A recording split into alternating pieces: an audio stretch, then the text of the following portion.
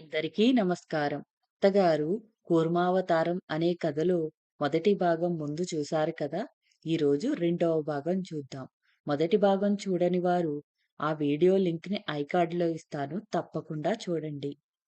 ఈరోజు కథలోకి వస్తే, పిల్లని కాపరానికొచ్చేటప్పుడు మొట్ట తాబేలు కూడా వస్తుందేమో! ఎంతమాత్రం వీల్లేదని చెప్పారు మా అత్తగారు వచ్చే రోజు. పిల్లకు పెంచిన ముద్దయినా పిల్లవాడికి అసహ్యం కాబట్టి, ఆ తాబేలు పిల్ల వెంట రావటానికి వీల్లేదని పిల్ల తల్లిదండ్రులకు మరీ మరీ హెచ్చరించి వచ్చారు. అబ్బే! మాకు మాత్రం తెలీదా? పంపంలేండి. మీకా భయం అక్కర్లేదు. అమ్మాయి పెంచింది గనక అలవాటు వల్ల దాన్ని వదిలి ఒక్క క్షణం ఉండదు ఈ తాబేలు. అందుకే ఇంత అవస్థ అయ్యింది. అల్లుడిగారి సంగతి మాకు తెలిసిపోయిందిగా, ఇంకెందుకు పంపుతాం అంటూ హామీ ఇచ్చారు కన్యాదాతలు. పెళ్ళికూతురు కాపరానికి వచ్చిన రోజే నూతన దంపతులకొక పెళ్లి ఫోటో తీయించాలని మా అత్తగారు సంకల్పించారు. మా పెళ్లి ఫోటో పక్కన వెంకటేశం పెళ్లి ఫోటో కూడా తగిలించాలని ఆమె కోరిక. ఆ రోజు సాయంకాలం 4 గంటలకు ఫోటో ప్రోగ్రాం ఏర్పాటు చేశారు. మధ్యాహ్నం 2 గంటలకే పెళ్లికూతురికి మల్లెపూలతో నిండు జడ వేయించి, బెనారస్ చీర కట్టించి ముస్తాబు చేశాం. వెంకటేశం మామూలుగా పంచా చొక్కా వేసుకున్నాడు. ఛీ! ఛీ! ఇదేం డ్రెస్సురా! ఇట్లా ఫోటోలు దిగితే పెళ్లికూతురు పక్కన పీలగా ఉంటావు. వెంటనే వెళ్ళి మీ మామగారు ఈ రోజు పంపిన కొత్త సూటేసుకురా. ఇవాళ మంచిది కూడా అంటూ వెంకటేశాన్ని తరిమారు మా అత్తగారు. అసలు ఫోటో తీయించుకోవడమే ఇష్టం లేని వెంకటేశం గాలి లేక ఉక్కబోస్తున్న ఆ సమయంలో సూట్ వేసుకు వచ్చాడు విధిలేక. ఇంటి ముందు తోటలో 2 కుర్చీలు వేయించారు ఫోటో కోసం, నూతన దంపతులు కూర్చోడానికి. అది చాలా పాతకాలం ఫ్యాషన్. ఈ కాలం వాళ్ళు స్టైల్‌గా నిలబడటమే ఫ్యాషన్. కాబట్టి కుర్చీలు తీసేయండి అన్నారు ఫోటోగ్రాఫర్. కాస్త స్టైల్‌గా ఫోజిచ్చి నించో బావా! అంటూ సలహా ఇచ్చాడు పెళ్ళికూతురు అన్న. బుట్టబొమ్మలా పక్కన నిలబడున్న పెళ్ళికూతుర్ని చూసి నిరుత్సాహపడిపోయిన వెంకటేశం నీరసంగా నిలబడ్డాడు. అదేంటి బావా! సూటేసుకుని చేతులలా వేళ్లాడేసి నిలబడితే ఏం బావుంటుంది? నేచురల్‌గా ఏదైనా ఫోజిచ్చి నిలబడు అన్నాడు మళ్ళీ బావమరిది. అవునురా! అట్టా దిగాలు పడతావేం? దర్జాగా నిలబడు అంటూ మా అత్తగారు కాస్త హుషారుగా ముందుకొచ్చారు. లేని ఉత్సాహం తెచ్చుకుని నేచురల్‌గా నిలబడి కోటు జేబులో చెయ్యి పెట్టాడు వెంకటేశం. మరుక్షణం కెవ్వున కేకేసి 2 చేతులూ పైకెత్తి ఎగరడం మొదలెట్టాడు. అందరం అయోమయంగా చూసాం. తక్షణం వెంకటేశం కోటు జేబులోంచి నేనన్నట్టు తొంగి చూసింది మొట్ట తాబేలు. నెమ్మదిగా జేబులోంచి బయటకొచ్చి కోటు మీద పాకుతున్న తాబేలుని చూసి వెంకటేశానికి భయంతో మతిపోయింది. క్యార్ బ్యార్‌మంటూ గంగవీరులెత్తి ఒకచోట నిలవకుండా చేతులు పైకెత్తి నాలుగు వేపులకు పరిగెత్తడం మొదలెట్టాడు వెంకటేశం. ఏం చెయ్యాలో ఎవరికీ తోచక గుడ్లప్పచెప్పారు. మా అత్తగారు కోపంతో వణికిపోతున్నారు. తాబేలు వెంకటేశం భుజం మీదకి పాకుతోంది. దాన్ని తీసేయండి చచ్చిపోతా, కోటు పీకేయండి, తీసేయండి చచ్చిపోతా అంటూ పిచ్చి పిచ్చిగా కేకలేస్తున్న వెంకటేశాన్ని వాటేసుకుని పట్టుకుని భుజం మీదకెక్కి చెవు కొరకడానికి ప్రయత్నిస్తున్న మొట్ట తాబేలుని తీసి నేలకేసి కొట్టాడు కసికొద్దీ పెళ్ళికూతురు అన్న. వెంటనే ఒంటి మీదున్న కోటును గొంగళి పురుగు తీసేసినట్టు లాగేసి మైలు దూరానికి గిరాటేశాడు వెంకటేశం. అయ్యో చచ్చిపోయినట్లుందయ్యా! అంటూ పెళ్ళికూతురు తాబేలుని చేతుల్లోకి తీసుకుని ఆప్యాయంగా ఆ దృశ్యం చూసి మా అత్తగారికి ఒళ్ళు మండిపోయింది. అవమానంతో ఇంక అక్కడ ఉండలేకపోయాడు వెంకటేశం. తల వంచుకుని లోపలికి పరిగెత్తాడు. విఘ్నేశ్వరుడి కాళ్ళ దగ్గర ఎలుకలా, పెళ్ళికూతురు కాళ్ళ దగ్గరున్న తాబేలును చూసి ఎంతవరకు నవ్వాపుకోలేక ఫోటోగ్రాఫర్ సహా అందరికీ ఒక్కసారిగా నవ్వొచ్చింది. చాల్లే నవ్వారు. పిల్లికి చెలగాటం ఎలుక్కి ప్రాణ సంకటంలా తయారయింది. గృహప్రవేశానికొస్తూ గుడ్లగూబను వెంటేసుకొచ్చినట్టు దీన్ని కూడా తెచ్చుకున్నారన్నమాట. వచ్చినంత దూరం చెప్పానే తేవద్దని ఛీ! ఛీ! మనిషికొక మాట అని మా అత్తగారు ఏదో అనబోతుంటే పెళ్ళికూతురు అన్న అడ్డొచ్చాడు. మీరలా అపార్థం చేసుకోకండి. మేం తేలేదు దాన్ని. జరిగిన సంగతి వినండి. ఆ! ఇంకా ఏం వినేది? శుభమా అంటూ ఏది తలపెట్టినా ఇట్లా రసాభాసే చేస్తోంది. దరిద్రపు పీడ తాబేలు. దాన్ని వదిలి మీ చెల్లెలుండలేదు. ఆమెను వదిలి అదుండలేదు. ఎందుకా అబద్ధాలు? మా అత్తగారిని చుర్రున చూసింది పెళ్ళికూతురు. అయ్యయ్యో! మీరంత మాట అనొద్దు. చూస్తూ చూస్తూ దాన్ని పంపలేకపోతున్నాం పాపం అని. లేకపోతే మాకు మాత్రం కష్టంగా లేదా చెప్పండి? వచ్చే ముందు దాన్ని మా రూమ్‌లో పడేసి జాగ్రత్తగా తలుపేసాం. కానీ అనుకోకుండా ముందు రోజు టైలర్ తెచ్చిన బావగారి సూటు ఆ గదిలోనే పెట్టె మీద ఉండిపోవడం, అది మేం వచ్చే హడావిడిలో గమనించకపోవడం వల్ల పొరపాటు జరిగింది అంటూ ఎంతో వినయంగా మా అత్తగారికి చెప్తున్న పెళ్లికూతురు అన్నని చూస్తే అయ్యో పాపం అనిపించింది. అమ్మా! ఎండ పోతోంది అంటూ ఫోటోగ్రాఫర్ ఫోటో సంగతి గుర్తు చేశాడు. పోనీ పంచా చొక్కాతోనైనా రారా! ఎండ పోతోందట ఫోటో తీయడానికి అంటూ కేకలేశారు మా అత్తగారు. బయటికి రావడానికి సిగ్గుపడి లోపలే కూర్చున్న వెంకటేశం నాకు ఫోటో వద్దు అన్నాడు. అదేవిట్రా శుభమా అంటూ పెళ్లి ఫోటో వద్దంటావు? ఏమోనబ్బా! ఈ పీడ తాబేలు ఉన్నంత వరకు ఏదీ సరిగ్గా ముడిపడేట్టుగా లేదు. పైగా అట్లా ఒళ్ళో కూర్చోబెట్టుకుంటావేంటి పీడకారాన్ని అసహ్యంగా. అందుకే నువ్వు కూడా వాడి కంటికి తాబేల్లాగే కనిపిస్తున్నావు. నీ పక్క నిలబడ్డానికే భయపడుతున్నాడు బిడ్డ అన్నారు పెళ్లి కూతురంటే అరికాలి మంటగా ఉన్న మా అత్తగారు. దానికి నేనేం చేసేది? ఎవరి అసహ్యం వాళ్ళది. మధ్యాహ్నం మీరు కుక్కపిల్లలు ముద్దు చేస్తుంటే నేను చూసా. నాకు కుక్కలంటే అసహ్యం అని ఇంకా ఏమో అనబోతుంటే, అమ్మాయ్ ఏంటా అధిక ప్రసంగం? పెద్దా చిన్నా ఉండక్కర్లే అంటూ పెళ్లి కూతుర్ని కోప్పడ్డాడు పెళ్లి కూతురు అన్న. అంతవరకు ఎప్పుడూ నోరిప్పని పెళ్లి కూతురు ఒక్కసారి పెళ్ళున సమాధానం చెప్పేసరికి అదురు దెబ్బతిన్న మా అత్తగారు చెదిరిపోయి గుడ్లు తేలేసి నా వైపు చూశారు. పిల్ల నోటి నుంచి అంత పెళుసు సమాధానం ఎదురు చూడని నేను మా అత్తగారి అవస్థలో ఉండిపోయాను. బావను ఫోటోకి పిలవండి. దీని సంగతి నేను చూసుకుంటా అంటూ పెళ్లికూతురు చేతుల్లోంచి తాబేలును విసురుగా లాక్కొని తోటవైపు చరచరా నడిచి వెళ్ళాడు పెళ్లికూతురు అన్న. దాన్ని చంపకన్నయ్యా నా మీదొట్టు అంటూ వెనక నుంచి పెళ్లికూతురు ప్రాధేయపడ్డది. లేదులే బావ ఫోటో తీయించుకున్నదాకా అటువైపు తీసుకెళ్తాను అంటూ వెళ్ళాడు. ఈ రోజింక లాభం లేదు. ఎండ పోయింది. లైటు చాలదు అన్నాడు ఫోటోగ్రాఫర్. ఆ కెమెరా పెట్టెలో పెట్టేస్తూ. మరీ మంచిదైంది అంటూ విసుగ్గా లోపలికెళ్ళింది పెళ్లికూతురు. మరొకసారి షాకు తిన్న మా అత్తగారు నా వైపు చూసి నిట్టూర్పు విడిచారు. పెళ్లి ఫోటో ప్రోగ్రాం ఆ విధంగా అయినందుకు అందరం మనసులు నొచ్చుకున్నాం. ఆ తాబేలున్నంత వరకు పెళ్లికూతురున్న ప్రాంతానికి కూడా వెళ్ళలేదు వెంకటేశం.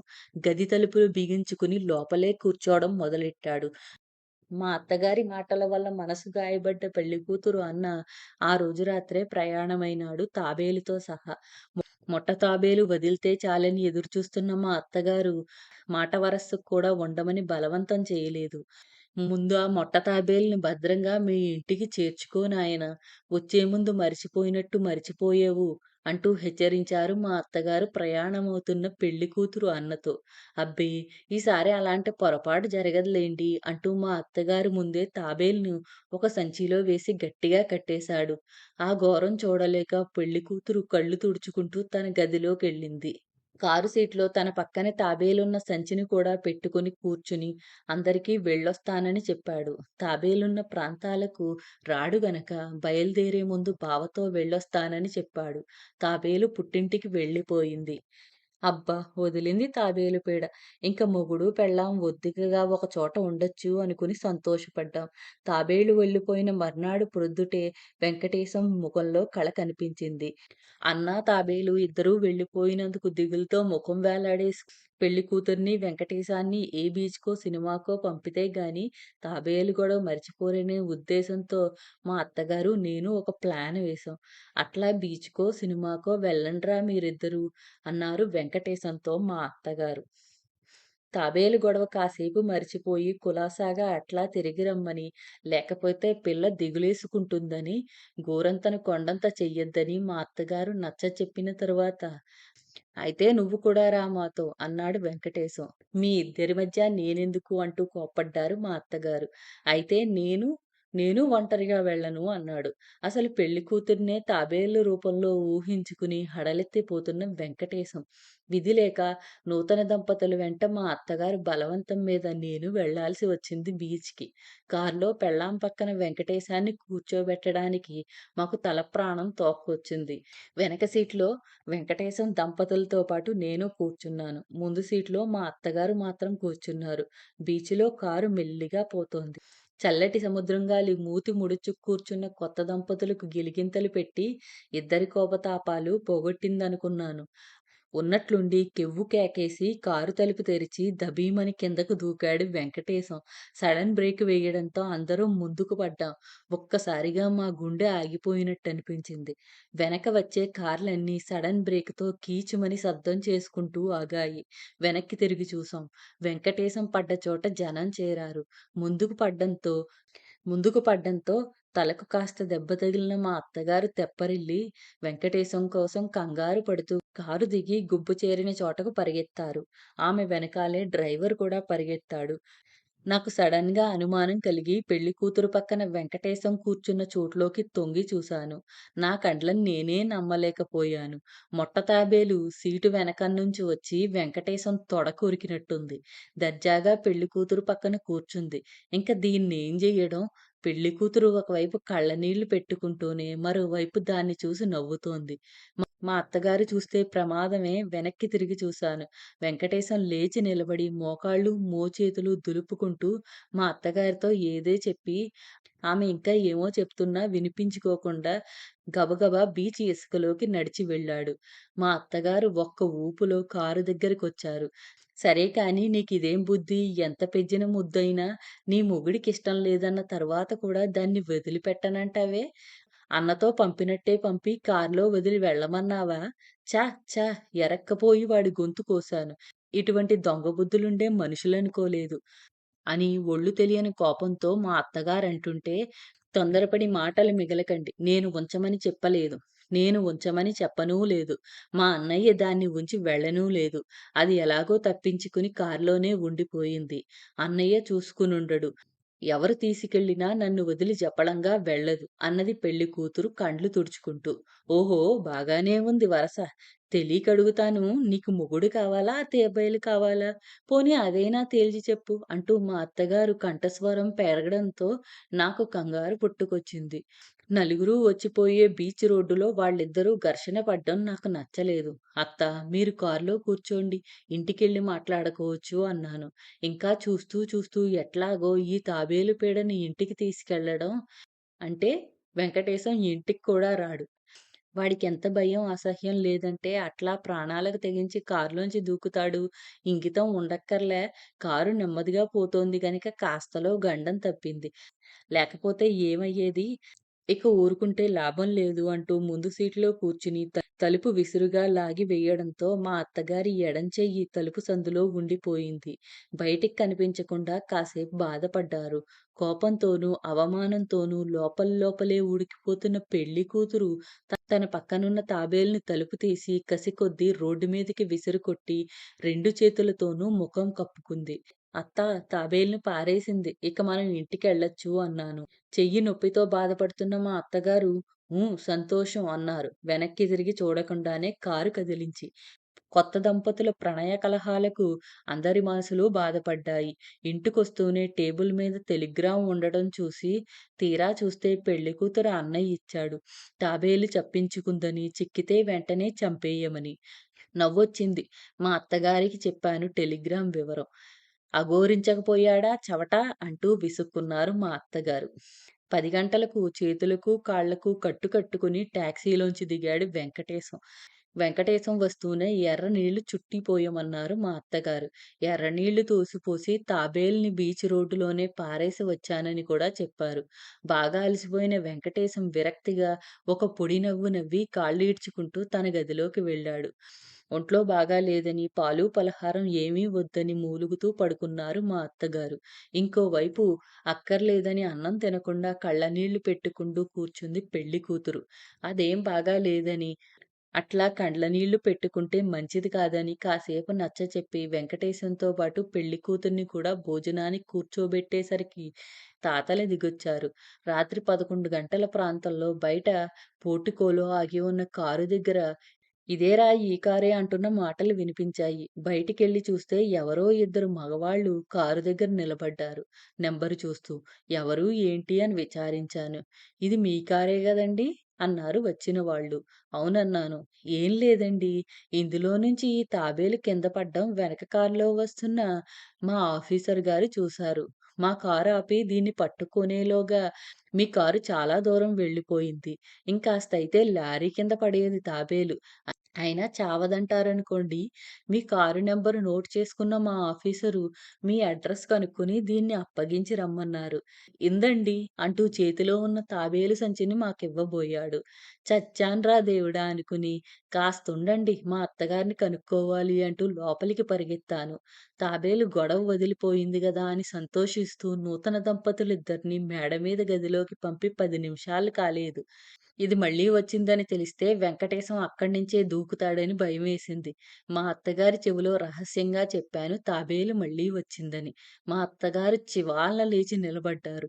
ఓసి దీన్ని తగలయ్యా! ఇది మనని వదిలేట్టుగా లేదే! ఇదేదో దెయ్యమేమో ఉండు దీనిట్లా గాదు అన్నట్టు పిల్ల చూసిందా వచ్చిన వాళ్ళని అన్నారు మెల్లిగా. లేదన్నాను. వెంకటేశం వాళ్ళిద్దరూ మేడ మీదున్నారు అన్నాను. అయితే నువ్వు గప్‌చుప్‌గా ఊరుకో.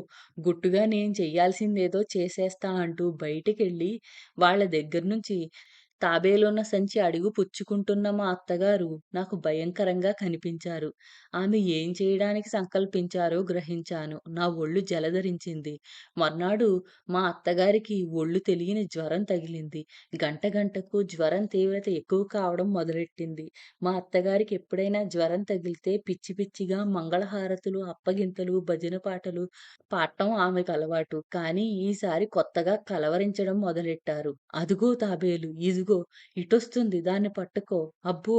ఎంత పెద్ద తాబేలే గుడ్లురుముతోందోయ్! ఓయమ్మో! చచ్చానోయ్!